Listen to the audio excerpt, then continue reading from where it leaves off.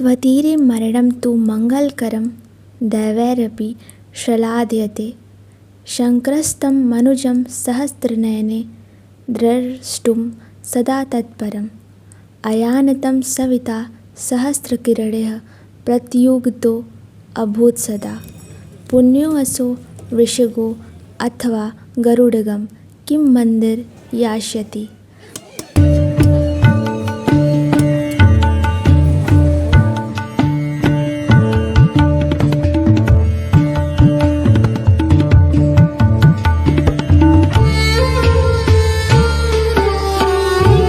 अर्थात इस घाट के तट पर मृत्यु शुभ है और इसकी प्रशंसा स्वयं देवता करते हैं। जिस व्यक्ति की मृत्यु काशी में होती है उसे देवताओं के राजा इंद्र अपनी सहस्त्र नेत्रों से देखने के लिए व्याकुल रहते हैं।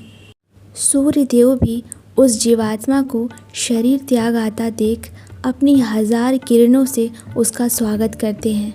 देवता उस जीवात्मा के परलोक गमन की यात्रा के बारे में चर्चा करते हैं और मन ही मन सोचते हैं कि पता नहीं यह जीव वृषभ शिव के वाहन का स्वरूप पर सवार होकर या फिर गरुड़ भगवान विष्णु का वाहन पर सवार होकर बैकुंठ जाएगा या कैलाश। इसकी परम गति तो जानने में हम भी असमर्थ हैं। 24 घंटे चिता जलती रहती, कभी भी बुझती नहीं, इसलिए इसे महाशमशान कहते हैं। काशी खंड के अनुसार जिसका भी यहाँ अंतिम संस्कार होता है या मृत्यु होती है उसे स्वयं भगवान शिव तारक मंत्र कान में देकर मोक्ष प्रदान करते हैं। आखिर क्या तारक मंत्र देते हैं शिव जीवात्मा के कान में? आकर 3 बार राम राम राम बोलते हैं, जिसे तारक मंत्र कहा जाता है क्योंकि राम नाम में इतना सामर्थ्य है कि यह किसी भी भव सागर से पार कर सकता है। आखिर क्यों काशी में मृत्यु का होना मंगल माना जाता है? जीवन का अंतिम अटल सत्य मृत्यु है। आप सबको पता है, जिसने भी इस संसार में जन्म लिया है, चाहे वह इंसान हो पशु पक्षी हो, प्राण सभी को त्यागना ही पड़ता है। पर आखिर ऐसा क्यों कहते हैं कि मुझे मृत्यु काशी में मिले? काशी अद्भुत रहस्यों से भरी पड़ी है। महादेव के कंठ में यदि राम नाम का जाप चलता है तो उनके हृदय में काशी वास करती है। सप्तपुरियों में काशी भी एक है और यहाँ मृत्यु को मंगल बताया गया है। काशी का सबसे प्रसिद्ध रहस्यों से भरा घाट मणिकर्णिका, जिसे महाशमशान कहा जाता है। काशी में मृत्यु कोई दुख नहीं, उत्सव है। जहाँ 5 तत्वों वाले शरीर का समावेश होता है वह जगह अशुद्ध कभी नहीं हो सकती। काशी खंड में इसका वर्णन मरणं मंगले यत्र विभूतिष्व विभूषणम कौपिनम यत्र कौशेयम सा काशी केन मीयते। अर्थात काशी में मृत्यु होना मंगलकारी है। जहाँ की विभूति आभूषण हो, जहाँ की राख रेशमी वस्त्र की भांति हो, वह काशी दिव्य एवं अतुलनीय है। जो भी काशी में प्राण त्यागते हैं उन्हें जन्म मरण के चक्र से मुक्ति मिल जाती है। मणिकर्णिका का नाम पड़ने का कारण क्या है? ऐसी मान्यता है, जब देवी शक्ति, जिन्होंने देवी सती के रूप में अवतरण लिया था, अपने पिता के अपमान की वजह से वह अग्नि में कूद गई थी। उस समय भगवान शिव उनके जलते शरीर को हिमालय तक ले गए।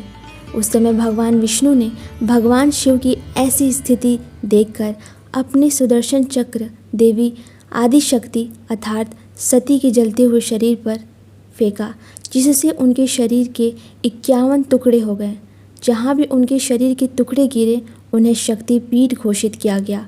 उसी समय मणिकर्णिका घाट पर माता सती की कान की बालियाँ गिरी, इसलिए इसे एक शक्तिपीठ के रूप में स्थापित किया गया और इसका नाम मणिकर्णिका रखा गया।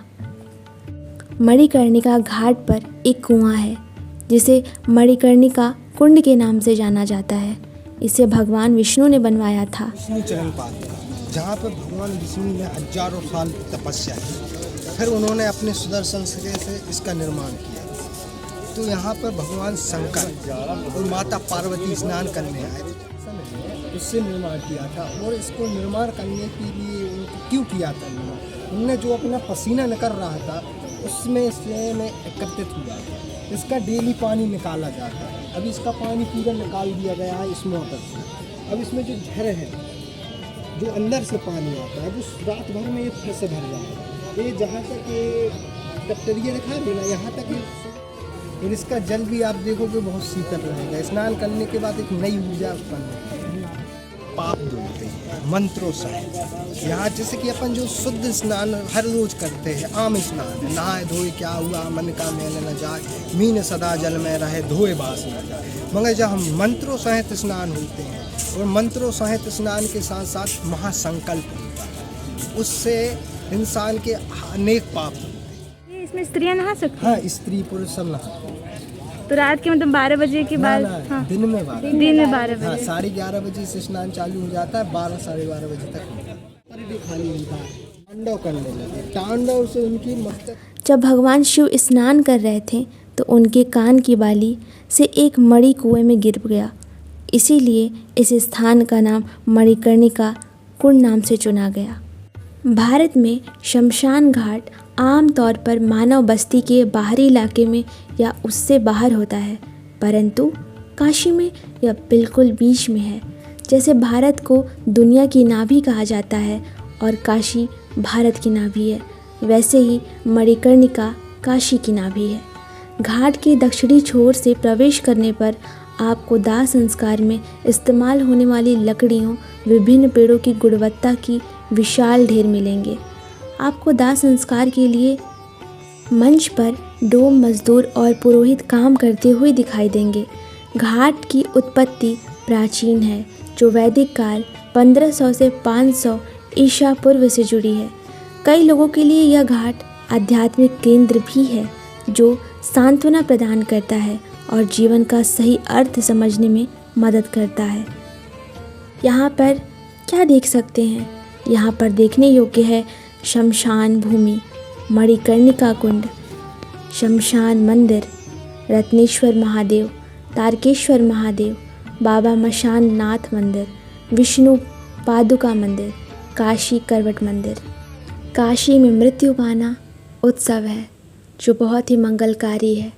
जहाँ साधक को मोक्ष का बोध होता है, वह है मंगलकारी काशी, वह है मंगलकारी मणिकर्णिका घाट।